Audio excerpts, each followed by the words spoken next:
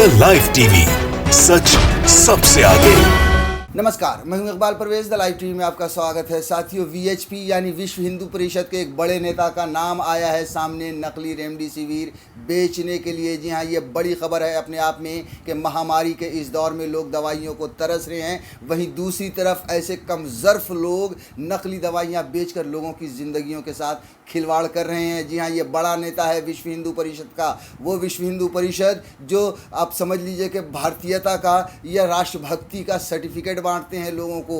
उस विश्व हिंदू परिषद के चीफ यानी जबलपुर के विश्व हिंदू परिषद के चीफ हैं, ये प्रेसिडेंट हैं। उनका नाम आया है नकली रेमडेसिविर बेचने के लिए। उन पर एफआईआर हुई है। उनके साथ साथ दो आदमियों पर और एफआईआर हुई है जो एफआईआर के बाद फरार है। सोचिए कि ये जो हैं वो हॉस्पिटल चलाते हैं। जी हाँ, जबलपुर में एक हॉस्पिटल चलाते हैं और हॉस्पिटल में नकली रेमडेसिविर लगा रहे थे। सोचिए कितना बड़ा कमज़र्फ इंसान है ये, विश्व हिंदू परिषद का इंसान है ये। साथियों, आप ये देखिए कि जब से महामारी फैली है, चाहे वो पिछले साल हो या इस साल हो, क्या आपको कहीं पर भी भारतीय जनता पार्टी के लोग, आरएसएस के लोग, विश्व हिंदू परिषद के लोग, हिंदू युवा वाहिनी के लोग, हिंदू युवा मोर्चा के लोग, ऐसे लोग जो राष्ट्रभक्ति का सर्टिफिकेट बांटते हैं, जो देशभक्ति का पाठ पढ़ाते हैं, कहीं भी किसी भी जगह आपको लोगों की सेवा करते हुए नज़र आ रहे हैं?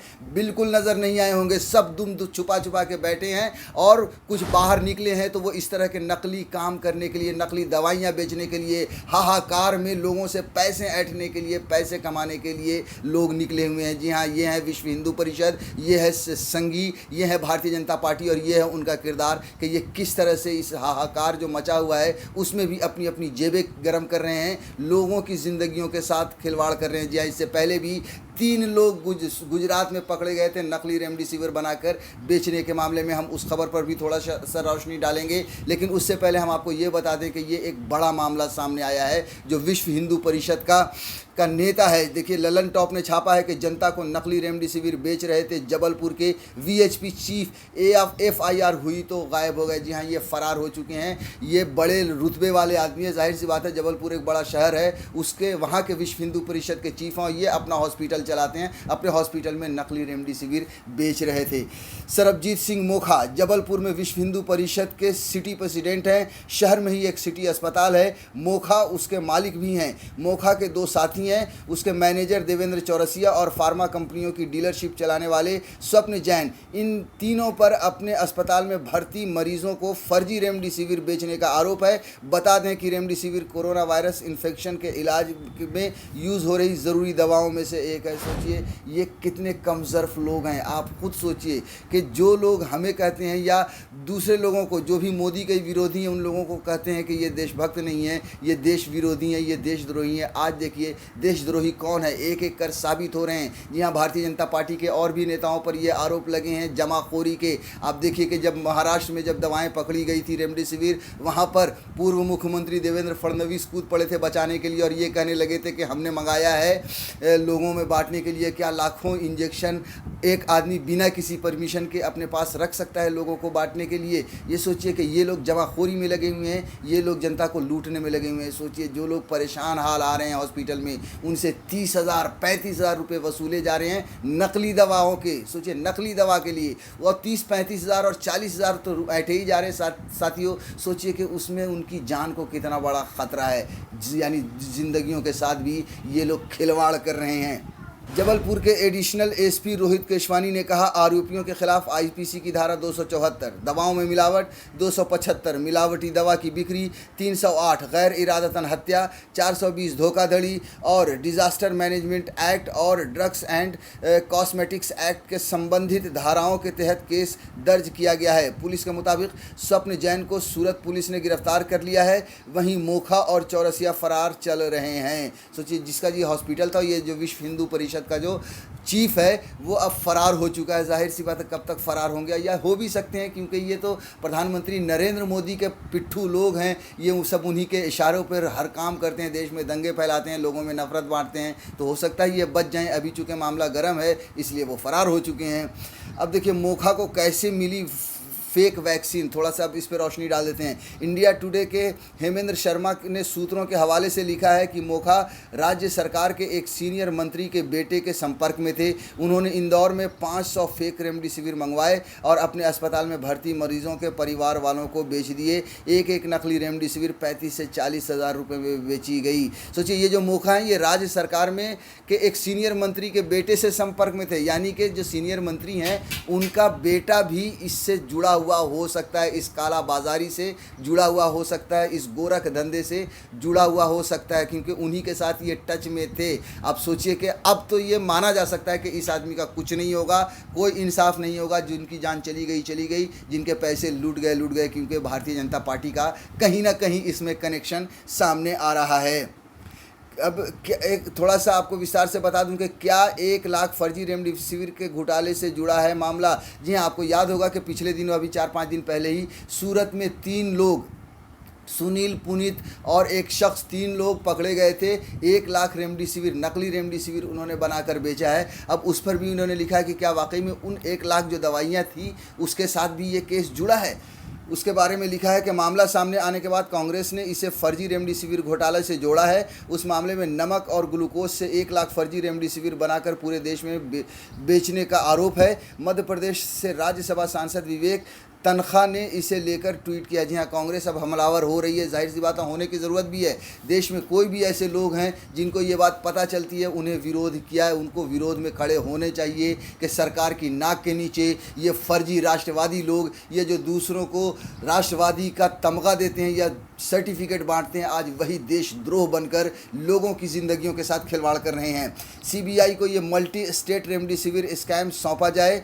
3000 इंदौर आए और 3500 जबलपुर भी आए। दिल्ली, राजस्थान, छत्तीसगढ़ भी गए। अस्पतालों में किन और कितनों को लगे ये पब्लिक किया जाए। कौन बड़े लोग हैं और किन शहरों में लाए हैं ये भी सामने आए। यानी कि ये पूरी तरह से, कि इसकी पूरी तरह से जांच होनी चाहिए। कहाँ कहाँ ये सब दवाइयाँ गई हैं, किन किन को लगाई जा रही हैं, उनकी जाँच होनी चाहिए। इंदौर पुलिस ने 6 आरोपियों पर NSA लगाया है। जी हाँ, 6 आरोपी इस मामले से, और भी जो हैं रेमडेसिविर के मामलों से जो जुड़े हुए लोग हैं, नकली दवाओं के मामले से, उन पर NSA लगा दिया गया है। इससे पहले इंदौर की विजयनगर पुलिस को सूरत पुलिस से जानकारी मिली थी कि शहर में फर्जी रेमडेसिविर का कारोबार चल रहा है। जानकारी के आधार पर पुलिस ने एक कांस्टेबल को ग्राहक बनाकर आरोपियों के पास भेजा था। इनमें से एक आरोपी ने एक ही बैच नंबर के कई रेमडेसिविर बेचे थे।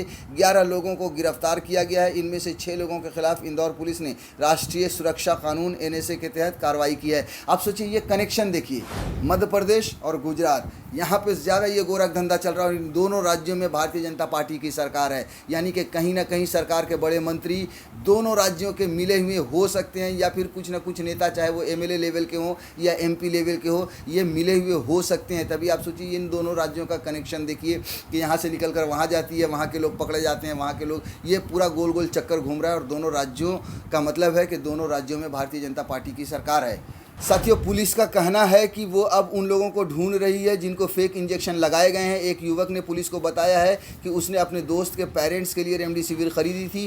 पिछले हफ्ते उनकी मौत हो गई। जबलपुर में भी कई लोगों ने इसी तरह के दावे किए हैं। उनके दावों की जांच की जा रही है। फेक रेमडेसिविर घोटाले का खुलासा सूरत पुलिस ने किया था। वहाँ पुलिस एक फार्म हाउस में पुलिस ने 1 लाख नकली रेमडेसिविर बरामद की थी। जी हाँ, सूरत में से खुलासे की शुरुआत हुई थी जो MP तक पहुँची है। और ये देखिए कि लोगों ने दावा किया है, जो जाँच हो रही है कि किन किन लोगों को ये नकली रेमडेसिविर मिली है, उसमें से ये सामने आ रहा है कि लोगों की जान जा चुकी है।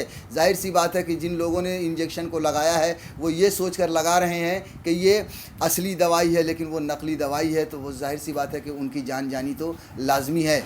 साथियों, यही है Bharatiya Janata party, RSS, VHP और जितने भी ऐसे हिंदू संगठन हैं, उनका यही है किरदार कि ये आपदा में अफसर ढूंढते हैं। आपदा में इन्होंने अफसर अच्छे से ढूंढ लिया है। मोदी सरकार को भी अगर आप देखिए तो वो सिर्फ और सिर्फ अपनी इमेज को चमकाने में लगी हुई है। चाहे देश की जनता भाड़ में जाए, उनकी जान जाए तो जाए, सबकी जान को समझ लीजिए आप कि उन्होंने जोखिम में डाल दिया है। तो यही है किरदार इन संघियों का, इन भाजपाइयों का, इन विश्व हिंदू परिषद या इन जो कट्टरपंथी जो हिंदू के जो ऐसे संस्थान है, इन सबों का यही काम है। वो इसी तरह से और एक पर एक इनके खिलाफ खुलासे होते जा रहे हैं। ये पकड़े जा रहे हैं, अलग अलग राज्यों में पकड़े जा रहे हैं। और तो और ये आप देखिए कि भारतीय जनता पार्टी, अगर कोई दूसरे लोग मदद भी कर रहे हैं, रहे हैं, तो उनकी भी टांग खींचने में भारतीय जनता पार्टी लगातार रहती है। जी हाँ, आप देखिए कि दिल्ली में इमरान हुसैन जो आम आदमी पार्टी के एमएलए हैं, जब उन्होंने अपने पैसे से ख़रीद कर कुछ सिलेंडर 10-12 सिलेंडर लाए ऑक्सीजन के और अपने इलाके में लोगों को देनी शुरू की, जिन लोगों को ज़रूरत थी,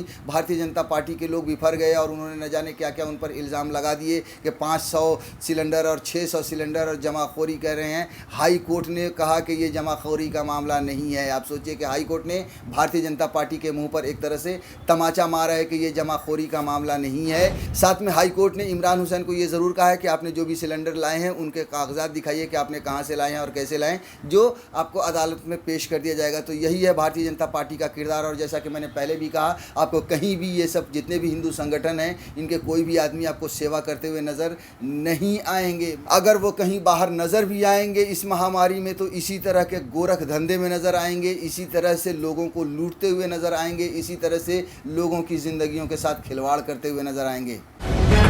द लाइव टीवी, सच सबसे आगे।